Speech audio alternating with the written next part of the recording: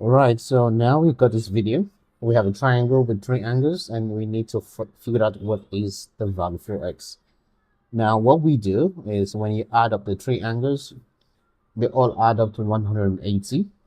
Okay, so if you add 6x plus 22, the first angle, and add the second angle, which is 4x plus 2, and of course add the third angle, which is 3x. If you add up all three, they all add up to 180 degrees.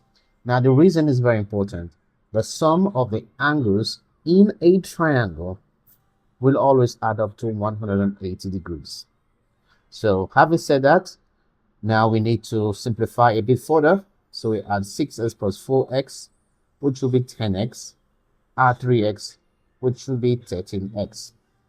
And now we add the numbers, 22 plus 2, which will be 24. And that will be equal to 180 degrees. And now we can subtract 24 on both sides. So I'll have 24 on both sides, 24 and 24.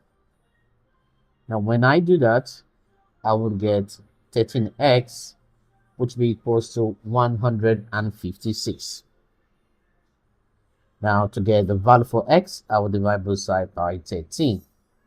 So if I divide here by 13 and also here by 13, I can see that 13 here will cancel out 13, leaving the answer as x.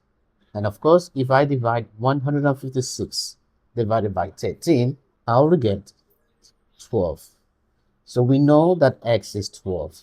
Now, this is very important. In the next video, I will be looking at a bit of more complicated questions so that when you get to see it, you know what I'm trying to explain.